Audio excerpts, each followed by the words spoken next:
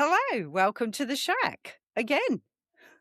We are back. We're back with another episode of the Freaking Shack. I'm Trina. And I'm Steph, and I'm bloody hot. It's very warm here. It My has, God. It's unbearable. I mean, it's not unbearable today. It's bearable, which is why we're recording today. My thermometer is currently reading 27 inside. But yeah, it's insanely hot. thinking my notebook might come in handy because I haven't got Yeah, anything. I can't put, we can't put fans on because then the noise of the fans yes. is picked up by the microphone. Yeah. And So you may notice that I have absolutely no makeup on my face. Do I care? No. no, No. it's No, just, I it don't. would just slide It would off. just slide off my face, and I don't care that much. I love you all. I love you all, but I'm not putting myself through that. And let's be honest, no one really cares. No, They really don't. no. I have no makeup on. My glasses are steaming up. Steph's is the same, which I'm is why not she's wearing taken mine. them off. I've taken I them off. can't. I've got I them. can't. I've Yeah. got them if I need them, but they steam up so fast at the I moment. can't not wear mine because I actually cannot see. I cannot see anything. I will not be able to read my notes, nothing. So I literally do need mine all the time. So I have to wear mine. So excuse me if I'm doing this occasionally because I just need to unsteam For my those of you, glasses. for those of you listening and not watching, she's flapping her hands in front of her face like an injured seagull. Yeah, something like that. Yeah. Is that what seagulls do? Probably. Yeah. Trying to Probably. fly. Trying to Yeah. fly. I can With the wings fly. facing backwards, wings facing the Yes. wrong way. Injured. Yeah? Injured Yeah. seagull. Yeah. Ah, dear. Hey ho. Anyway, it's bloody hot, people. So, It's yeah. So all you peoples that are laying under your fans listening to us now, I envy you. But I'll be doing the same. By the time this is published, I'll be doing something different outside. I think we need to go and do some outside recording, Steph. And an outside podcast in the yeah, woods. somewhere with a river, In the somewhere with a little stream that's running, please. No stagnant water. Cannot cope with the midges and the no, no, no, mosquitoes. no. No stagnant water. No, no. Okay. Anyway, this week I'm gonna. No, I won't swing the light just yet, but remind me, Steph, when we decide to start the story, that I need to Okay. just swing our light. 3 stories again this week, looking at our map of London and taking our cues from that. We have 3 more people. Let's say people first. We have 3 more people. Now, the stories around them, I cannot guarantee that they are all absolutely true. Can you do that with any ghost story? I don't know. We would always be maybe arguing on We're different always asking points. questions Yeah. anyway. So Um, I don't feel like that's going to be too much of an issue. yeah. So one of the stories in particular, which is the first one that came along, I got some great information from one site, but then looking deeper into it, there's a possibility that some of this is much more urban legend as far as the story goes than it is a true story. But the person themselves was actually put onto like local records. So we know the person, and that is what our little map is focusing on, is the person. Whether the rest of it is true or not, there you go. Whether any of this is true or not, I do not know. But we do love an unexplained story. So this is called the 3 spectral messengers, all linked to messaging. That sounds ominous. So London is a city built on layers. Beneath the streets that we walk today are forgotten footsteps. Not so forgotten now, because we've picked out a few lost voices and stories buried under stone. And perhaps nowhere has held more secrets than the old Riverside districts. Places where ships arrived carrying strangers, where fortunes were made and lost, and where messages travelled across oceans, and where sometimes the messages never arrived at all. Tonight, the map is leading us into the area of Limehouse in London, around the Thames, to explore the stories of 3 more unusual spirits. So stories that are not so well known, put it that way again. So we start with a widow who waited, and then a boy who carried a lantern, and then a clerk who spent his afterlife sorting the letters that nobody ever received. So those are our 3 stories today. 3 ghosts, 3 different centuries, and 1 unfinished story. So we're starting with part 1, Eleanor Hart. So I have remembered to swing my light. Oh, just very quickly, I'm going to have a bit of my drink. It's full of Yes. ice cubes. What's your beverage? Mm. My granddaughter calls this, your niece calls this pink juice. Pink juice. It's just squash, that's all. Pink Low juice calorie. being grenadine? I think it's apple and black currant or something like that. Okay. Mm. There I we have go. water. I just have water, but I do have an awful lot of it. So, Yeah. and Well, it's my straight glass is from my very fridge. large. Okay. So Eleanor Hart, the Milk Street widow, as she was otherwise known, the woman among the paper and the ink. Before we meet Eleanor, I want you to imagine London in the 1760s. It was a city of smoke and candlelight, a place where people lived above the businesses that supported them. There was a smell of fires and chimneys, smoke, the sound of carts rolling across the cobbles, and the voice of merchants, craftsmen, and travellers filling the streets.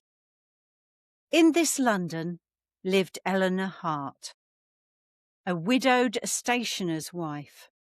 She lived above a small paper shop, and that detail matters because Eleanor's world was made of words, paper, ink, letters, messages. Every day, pieces of people's lives passed through her hands, love letters, business arrangements, family news, arguments, apologies. A paper shop wasn't just selling paper, it was selling connection, communication. The story that surrounds Eleanor tells us that she was a widow living alone above a shop.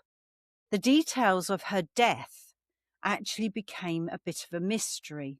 Accounts connected her with a story mentioned in parish records, coroner's inquest in 1767, and a newspaper note. The question that remains is what really happened inside the little shop. Was it an illness? Did she have an illness of some sort? Was it an accident?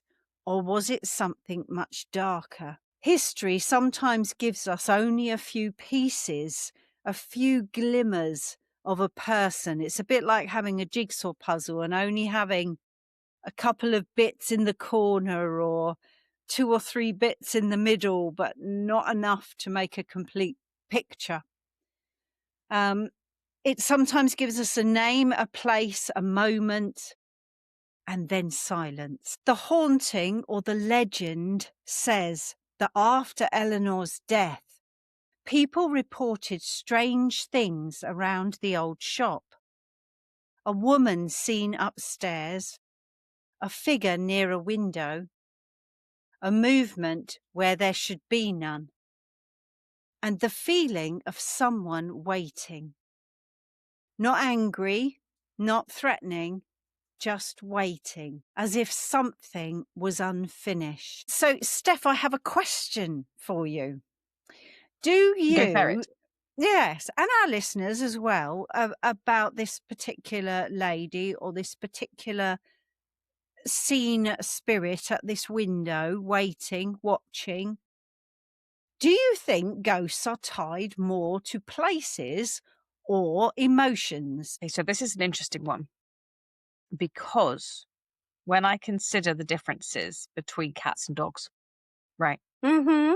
So if you move house with a dog connects much more with its group because they are group animals, right? And whereas if you move house with a cat, we have to take certain, measures to keep them in for a certain amount of time so that they get used to their environment and they know where they are, what they're doing, because they connect more with a location than they do with their people. Usually, again, this is outdoor cats. This is cats that have a more natural outdoor life. I know a lot of people keep their cats in, um, for various reasons, but there may be differences then. I kind of consider the fact that because we are group based beings, that we would connect more with people. But that doesn't seem to be the case when we consider all the different stories, which do seem to have people rooted in a location. So I wonder whether or not it has something to do with another factor that we're not considering. So, in terms of like, is there something about the manner in which somebody dies? Does it is it a choice that they can, you know, that they actually have to be able to go, oh, hey, I want to stay here? Or is it something that is done to them as a result of, where something is sort of pinned almost in a spot, whether they want to or not? So I don't know. I don't have enough information, is all I'm saying. Yeah, there's not. But we have talked about the spirits before that have seen to be or seem to be continuing their job Mm, after yeah. And that's the bit where they I go, die. well, is that a Yeah. choice then? That they had a choice to do that. But then there's some people that die in horrific incidents where I just think it's like, is that choice taken away from them almost? I don't know. I don't know. There you go. See, there's that answer again. Yeah. I don't know. Mm. It's a valid answer. Listeners, if you're listening, please send us in your ideas. If you're watching on YouTube, stick your ideas in the comments. Make sure you're subscribed. We had an extra subscriber this week. This is how excited we get when we get one extra subscriber. We love you all, and it's so amazing when when that happens, and you're just like, oh yay, there's somebody else is listening to us. And It's very exciting. I need to just add here that our views in Japan and Hong Kong have almost outstripped the USA at the minute. Wow. It's got so high, Japan, hey Hong Kong. If you are just one listener listening to like all of our episodes all the way through, thank you so much. Please let us know who you are. Yeah, come and If talk you're to us. Yeah, if you're not on YouTube and you're listening on podcast, which is great, we don't mind either. Can you just send us an email or something? Shack Yeah, or Pack even inbox. comment, even just comment and just tell us who you are Yeah, and where you're from. Where not we don't need addresses, people. no, Just the vague region. Be sensible with just it. yeah. And where did you hear about us? How did you hear Yeah, about us? yeah. And we're just so chuffed that suddenly we've got like a curve going up. And we would just like to say, yeah, like that. That's like a dance move, that isn't it? We could do it both ways. If you grew up in the 70s, I'm sorry, but it's just Yeah, maybe. Bit 60s actually, some of it. yeah. I was gonna say probably a bit earlier Yeah. than that. Yeah. Yeah. But yeah, shackpackinbox@gmail.com. And just on that note, we have another story from Gary from Ontario, who had the story last week that was amazing. I tell you what, not last week, the week before. That "Oh, hell no" story. That I haven't told Gary yet, but that went off the charts with views. We had, Oh, like, brilliant. I say off the charts Off our compared charts. of Our our charts are charts. very small, okay? Our charts We're are very, very small, and off our charts is wonderful for us. If there, when you've got millions of people following you, it's a very small chart, right? But it's yeah, okay but because we're little. we had, like, 38 views, I think, on the video alone, and then more on just the podcast on YouTube. And I Wow. was just like, "This is so it was something like 60 views altogether, whereas sometimes we'll get through and there'll be zilch, none. Yeah, nothing, nothing. So you can see why we get excited when all of a sudden 60 people are listening in, Yeah, even yeah. if it's just for 2 seconds. I tell you what, we need a word, Steph, because if they're listened this far, we need a word. Put in the comments if you're watching Okay. on In the YouTube. comments, in the comments, if you are still listening to us right now, put the word lime. Lime. That's the fruit, or an emoji. You can do that too. Because we had somebody do that on TikTok. It was brilliant. Yes, put the word lime in the comments if you are still listening, and there'll be another word shortly. So we Yes. know who's actually continuing to listen. We will find out who you are somehow. Um, it says, "Is someone waiting because they're trapped or because something important never happened?" And I think sometimes that might be a lot of people seem to think that maybe spirits stay behind because there's something that still needs to be done. Yeah, the whole unfinished business thing. Yeah. Yeah, Yeah. I don't know if it I don't know. I don't know if that holds anything. Um, I don't know. This is the thing. I've never been there. No. How am I Yeah. supposed to know? You know? But I do And think that if one of the things that I think I've always had in my head, and maybe it's just because I know how my brain works. So I find that I can be a little bit stagnant and feel really quite uncomfortable in my own skin if I do not have some form of plan, some kind of goal that I'm aiming for, either at the end of this year or in the coming months, or there's something to move me forwards. If I don't have that, I can actually become a little bit low in my sort of mental state, and I become very not depressed. I don't think I've ever sort of suffered with depression as such, but it doesn't help me at all in my mental state. And I know that if I have something that is coming up, something that's that I'm moving forwards towards, it certainly makes me feel a lot better. So if anything happened to me, you can guarantee I would have unfinished business because I've got something that I'm doing, right? And I can't think of a single well, okay, no, I probably can. If somebody is very, very elderly, and to be perfectly frank, they've had enough, right? I can understand that's the point where they go, no, do you know what? I've had enough and I'm off, right?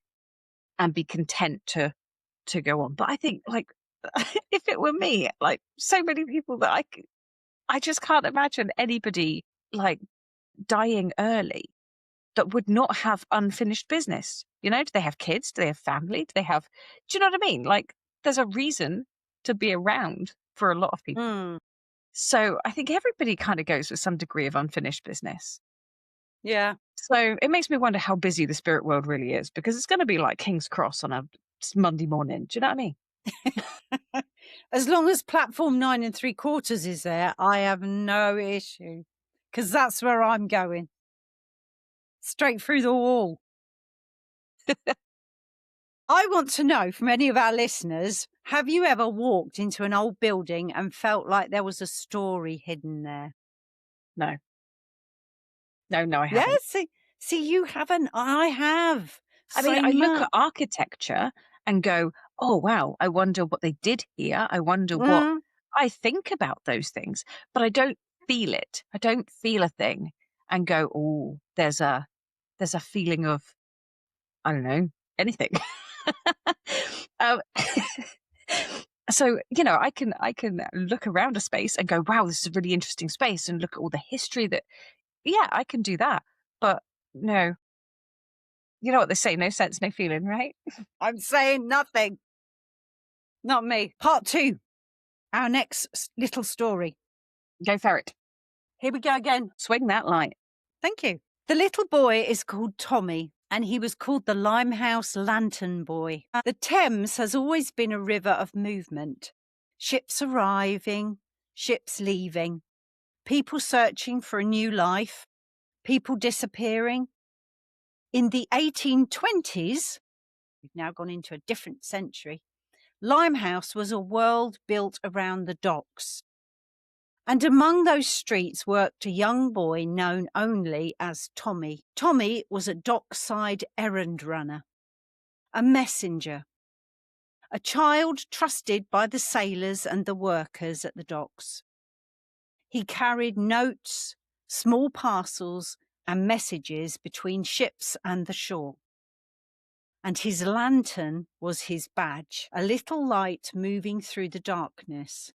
A sign Swinging. that said, yeah, probably was, and a sign that said, Tommy is here. The story says that in 1829, during a heavy fog, Tommy vanished.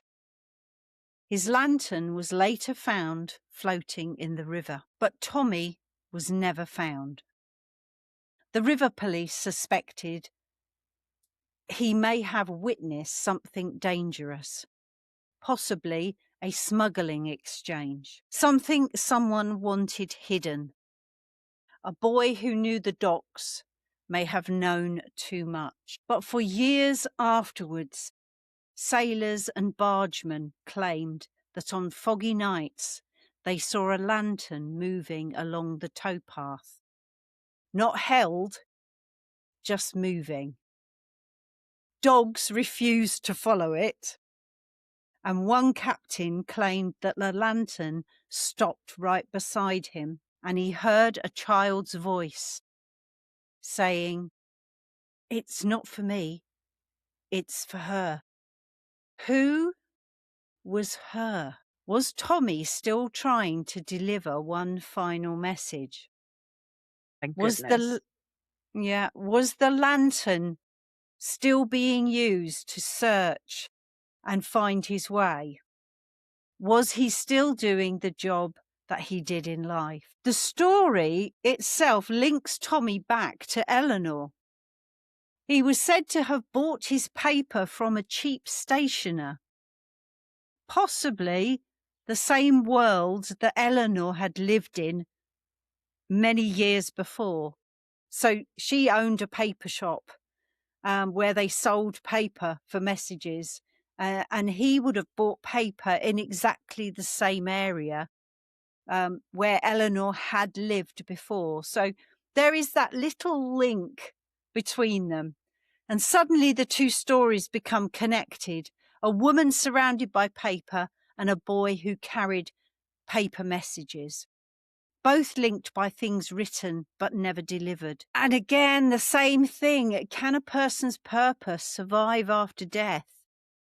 And it seems to be that this story, the story of people continuing to do things, is an ongoing one. No matter what century you're from, no matter what the spirit is, it is often continuing to do what it did before. And again, we've talked about the stone tape theory. Is this something that just continues on a particular night or a particular time when the emotion and the traumas and the stuff that goes on around these people's lives and their deaths, is it absorbed into the fabric of London, where these continue to walk the path that they walked before? Yeah, there's I was looking up this kid's name, but I can only find Thomas Frank. Um which I think is a different Thomas, because I think they were older and it looks like they were a steersman or a conductor Okay. of one of the ships. But it just says that this person, the this Thomas Frank, they say was killed by falling on the sharp end of an anchor, which I can't Oh, imagine ouch. is a very nice way to go. And this was back 1417, so Wow. a fair ways before, but in the Limehouse region. Right. So yeah. Again, it just goes to show how long that Mm. area Oh was yeah. was connected to the shipping and the boats and the river and Mm. yeah. And that was the 1417 was at the time of the inquest. Wow. So yeah. Wow. Um, a question for us and the listeners. Would you follow a mysterious lantern in the fog or would you run the other way? I've just got Gollum in my head now. Don't follow the lights, you know. Yeah. um, Honestly, the stupid thing is that I have two sides to my senses. So the side of me that is very curious and wants to damn well know the answer to things will absolutely be that one to follow that lantern, right? But the true crime fanatic that I am tells me to just leave it alone. Yeah. Yeah. Or at least go Split. armed. Yeah. Split two ways or go with like a group. I was going to say, yeah, go with more of you, lots of you, Yeah. all go together, Mm. and constantly talk about what you're seeing and hearing and feeling. And Yeah. Calling out. Hello. yeah, Excuse me. You with the light. yeah, yeah. So Ah, there's definitely two different sides to me here. Yeah, the curious one and the realist. yeah. I want to know again from our listeners. Would you have Absolutely. followed the light? Would you do it? Yeah. Okay. Now, our third story. Samuel Keane, he is called. Sorry, I'm just going to say, swing that light. For those of you that are just listening and not watching, that's what she just Yeah. did. I just swung the light again, ready for the story. Thank you. We have to keep remembering. I watch another Yeah, we podcast are on watching each other. well, I watch another podcast and he is always saying, "Oh, yes, by the way, we have this in front of us or we have that in front of us." And to explain to people who are just listening in their ears while they walk the dog or Injured seagull. driving. Yeah, injured seagull. Well, I haven't had to do that actually. It does seem to have cooled a bit in here. So that's a blessing. For those folks that are listening to us, it hasn't. It's gone up another degree. It's 28 degrees now. I'm just saying. Yeah. Perhaps it's just here. I have got two windows open, so maybe I'm Yes, getting a bit of blow maybe you're through. getting a bit of the breeze, but I can tell you that this does not lie to me. No. Okay. Yeah. And for those listening, Steph is now showing us her thermometer where it is definitely showing 28 degrees. So we're going to get on with this so we can go for a bit of a cool down. Bit of a cool down. Okay. Samuel Keane. My light stopped moving, so I've moved it again. Samuel Keane, and he was the night clerk of Bishopsgate, and he was the man who sorted the dead letters. By the late 1800s, London had changed. The age of steam had arrived. The railways connected the country. Steph's laughing. I'm sorry, I'm laughing because when you say these things, right, because I have been completely in the dark as to what we're talking about today, you've briefly given me a bit of a rundown. When you're introducing these people, I'm shooting online and just doing a quick search, right? Now, the Eleanor one gave me absolutely nothing except some kind of attorney in London, which did make me giggle. But this one has just told me that there's a digital adoption manager for NatWest. I'm pretty sure it's a different person. I'm just saying. I think it is. We are talking about the late 1800s here. So Yeah, see, I did put in Samuel Keane, Bishopsgate, right? Because I thought, right. but Yeah. apparently there's a few of them. Anyway, carry on. I will say Yeah. no more. He was, don't forget, he was the clerk. the night clerk of Bishopsgate, which may give you a bit more of a clue. Okay. The age of steam had arrived, the railways connected the country, and behind the movement of goods and people were workers like Samuel Keane.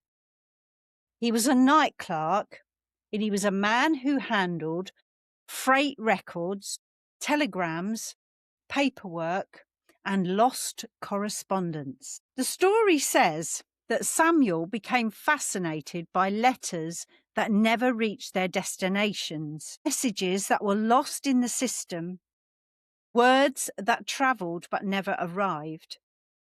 And then came the fire of 1899 at Bishopsgate's goods yard. Samuel died trying to rescue a locked metal box. Inside the box, they obviously found the box, were letters, not treasure, not money, but messages. And the legend says the box contained letters from different periods, including paper connected to the time of Eleanor Hart and a message addressed to the boy with the lantern at Limehouse. My goodness. Yeah. To Tom. Yeah. After Samuel's death, workers reported seeing a figure walking through the old yard, a thin man with scorched clothing, sorting invisible papers, moving envelopes and muttering, "I'll get them where they're meant to go." All three are connected: Eleanor, Tommy, and Samuel. 3 people, 3 eras, 1 theme: messages. Eleanor lived among paper, Tommy delivered messages on paper, and Samuel searched for lost messages on paper. All 3 died with something unfinished. I want to know So what that last message was. I know. Was it like I someone's about to set light to the thing, someone's gonna bump somebody else Yeah, off, or I what don't know. what was in that envelope? I want to know what was in the envelope. Maybe the strangest hauntings aren't always about fear.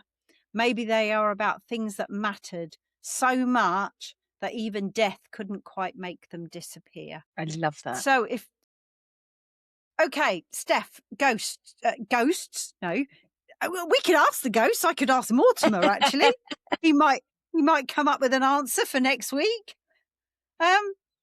He's not been heard around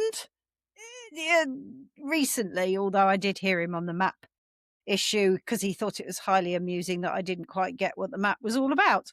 But I'm sure we're going to hear more from him over the next few sessions because I think he's No going to doubt. he's going to start dipping in here, especially seeing as we're mentioning his name. So if you were a ghost, what unfinished things would keep you here? You've already answered that question.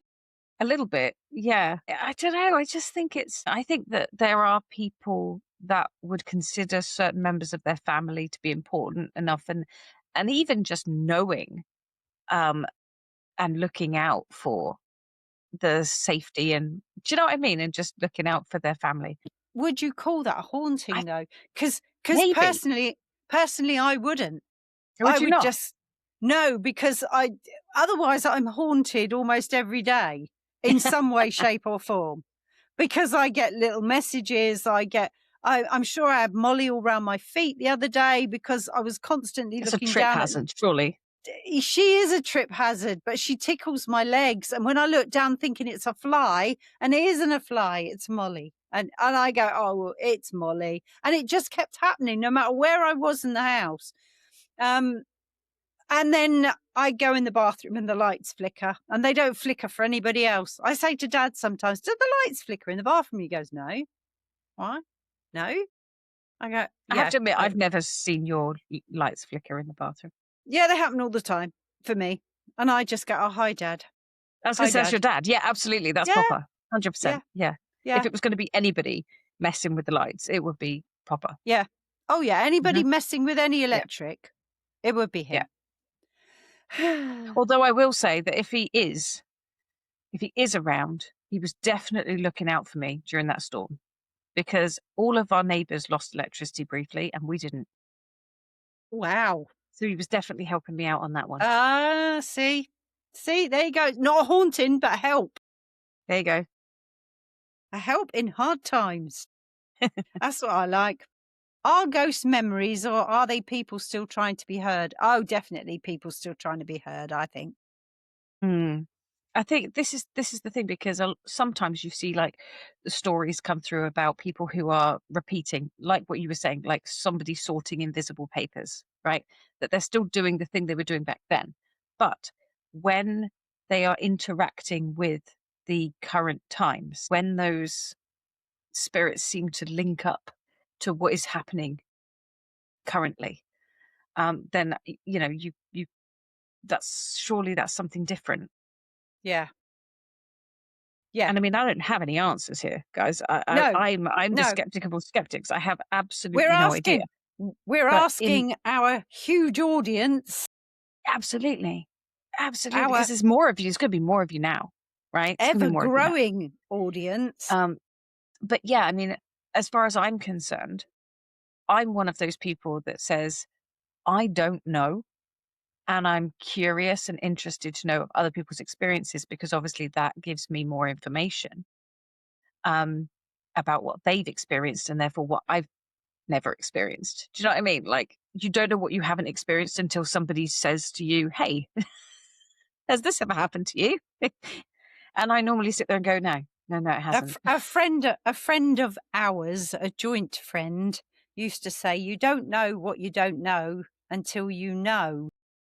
Yeah, It's like knowing something and going, "Oh my God, I never knew that." yeah. So you don't know about How that do you? until Yeah, how do you know about something you I don't know about? I was once talking to a lecturer about music, right? And I asked a question about something, and I said it's probably a really stupid question, right? And he was like, "There are no stupid questions. If you don't know, you don't know, and if you don't know it, it's because no one's ever taught you." He was like, "No one can say that I'm an idiot because I don't know how to make a blancmange." He's like, "No one's ever showed me how to make a blancmange." And I was like, "Do you know what? There's actually some wisdom in that." you know, because common sense really is only really common sense if somebody teaches you the general ways of things. If you've never had that and you've never been in that situation, how do you know what is the common thing to do? You know? Yeah, yeah, And common sense really ain't all absolutely. that common anyway, is it? No, no, sometimes no. If you could receive one lost message from history, who would it be from? What a great question. Oh, don't know. See, my brain goes like, um, there's an author called Robert E. Heinlein. I quite like some of his stuff. And he seems to be like reading through some of his books, and you're like, when did he write this? Because it was forever ago. And I'm just like, I want to know how he knew. How did you know? Like before we had any kind of technology on mobile technology, like, and I mean in terms of like, we used to have like radios and back in war times, they had like the field telephones and things like that, right? And they would have limits to what they could, to cope with. And for him to be writing these books, I don't actually know when, but they were set before mobile phones, for instance. And there is like one of his stories where this bloke's talking on a mobile handheld mobile phone, and he goes into a tunnel and loses the signal. Right? How do you do? Where did you get that information from? Like, how did you know that that's the way that science and technology was going? I'd love to know how he Yeah, knew. Anyway, maybe that's mine, but I don't know. I feel like there's more important things in the world. maybe. But I'm just generally curious at the moment because I'm reading a little bit more at the moment. So I think I it's difficult, uh, for me to ask that question because my first would be if you could receive one lost message from history, who would it be from? I would say something like Jesus. I would actually like to know what what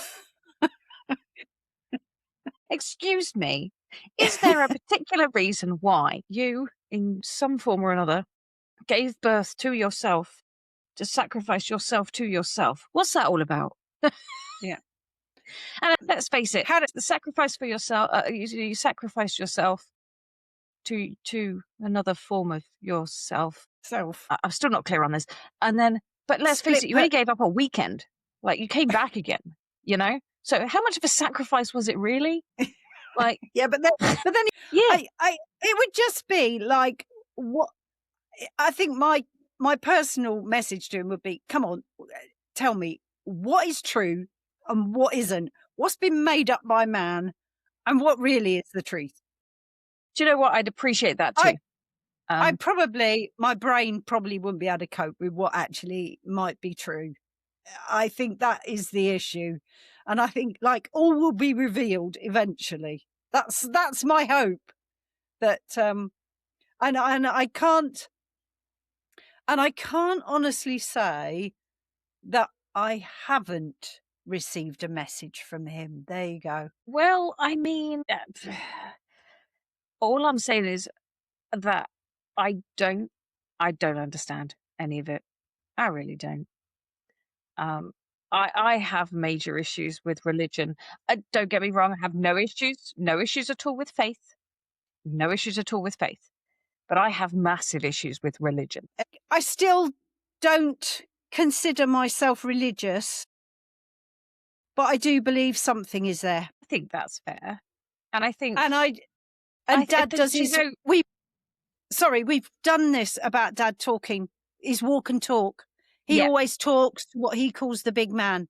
And I know that that helps him so much, so much. And he gets answers all the time. the thing that So, I sort of take from this as well, because I'm still very skeptical. I don't know, but I appreciate that people have these experiences, and I feel like there's something to that, but I don't know what it is, right? The thing that I always get is when, to me, it doesn't matter what the belief system is, because what you're seeing is a group of people, people supporting yeah, people. And so actually, absolutely. it doesn't matter to me what the, what the big, the big thing is, right? If it is triggering people to be good to people, then it doesn't matter. Yeah, And it doesn't matter to me. You could yeah. believe in, you know, anything, Klombadrov, anything. It, and I say this because there's a TikToker called Deconstrussy. Okay, he created Klombadrov, um, and the Elbib.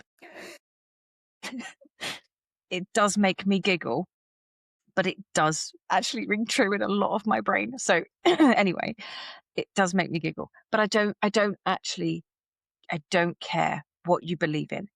If it triggers people to be good to other people and not to be horrible to each other or treat each other differently because of XYZ, then I cannot see an issue, Yeah. you Yeah. know? Dad was we were talking about something, we often are. Me and him talk a lot about different feelings we get and, experiences that we have. And and we were talking spiritually the other day about little things. He's been asking for some signs from his mum because he said, "I don't get a lot of stuff that I feel is from my mum." And he was asking for some signs, which he eventually got in actual fact almost by accident. He almost didn't.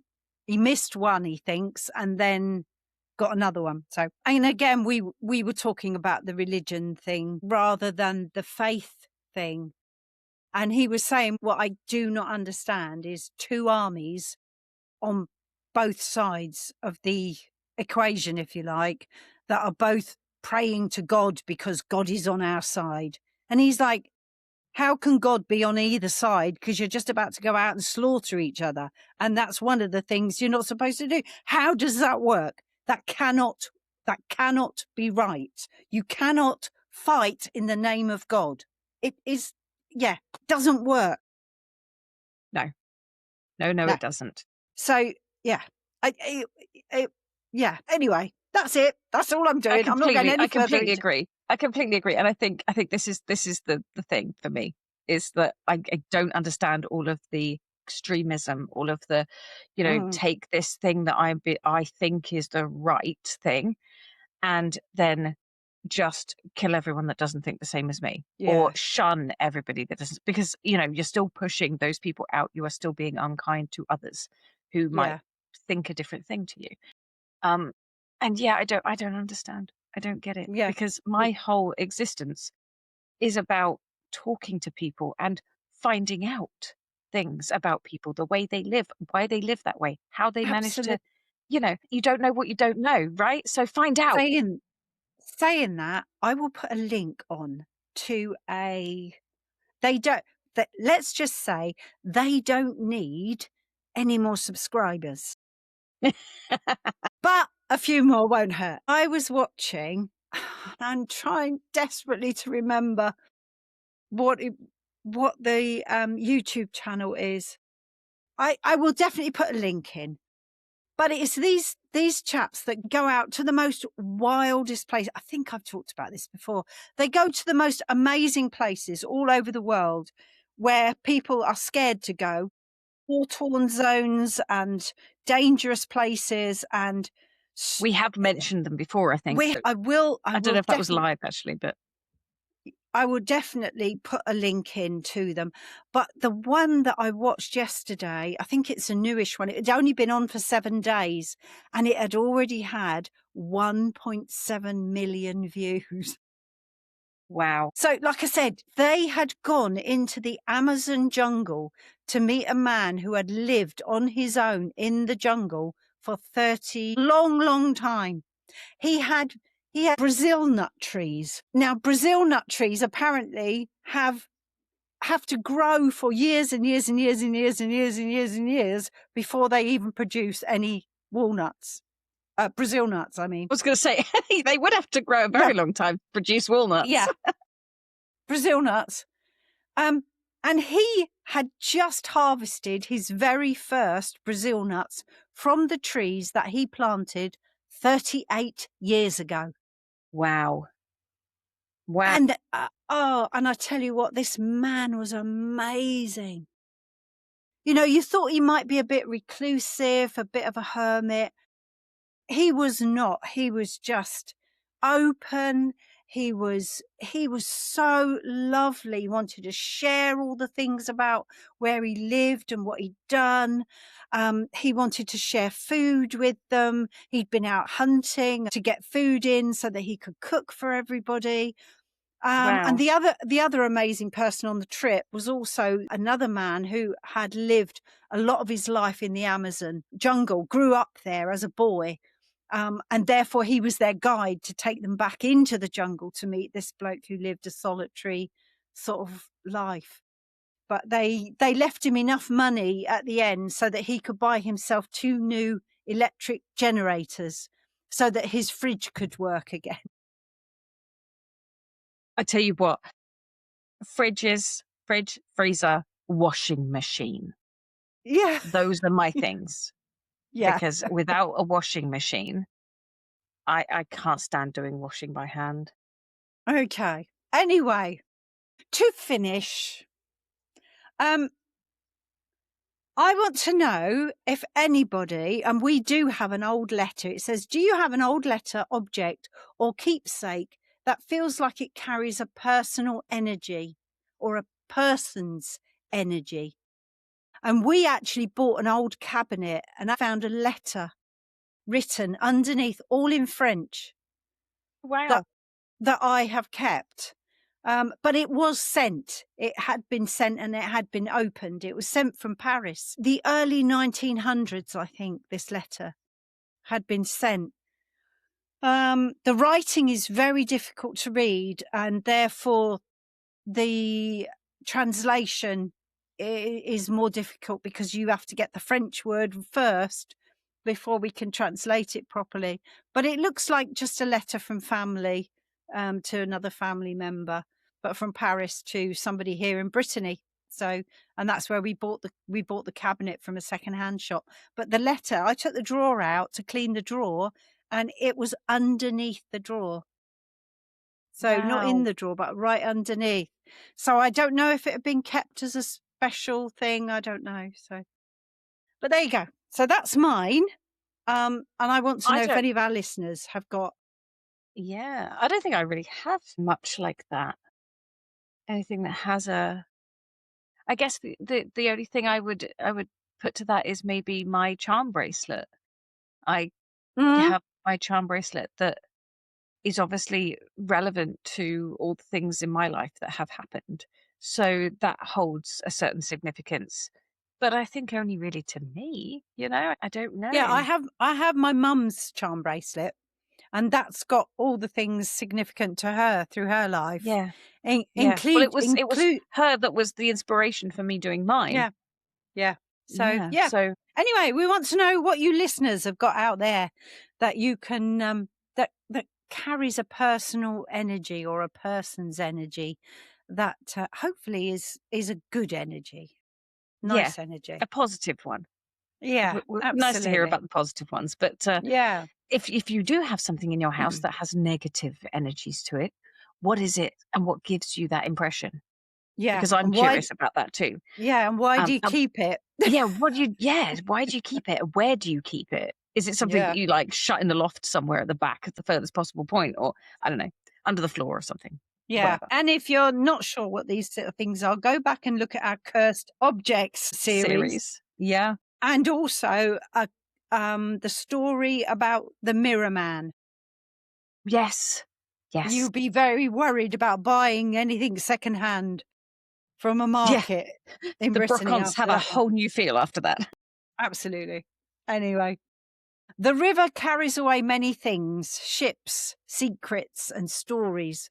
But sometimes, somewhere in the fog, a light appears. And perhaps it's still searching for the one person who needs to receive the message. And we hope that you've received message today of welcoming you into the shack, because you are very welcome here. And thank you all for joining us today. And I shall leave it to Steph to say goodbye. With that being said, dear listeners, keep your minds open and your lamps lit, and we will see you again next time at the Freaking Shack. Goodbye. Don't forget to subscribe. Goodbye, everyone. Bye. Thanks for hanging out in the shack with us. If you've got a strange story, theory, or even just a spooky question, send it to shackpackinbox@gmail.com, because we'd love to hear from you. Follow us to ensure that you never miss an episode of The Freaking Shack, because listening to us is much cheaper than therapy and slightly more spooky. Until we meet again next week, Shackpackers, take care.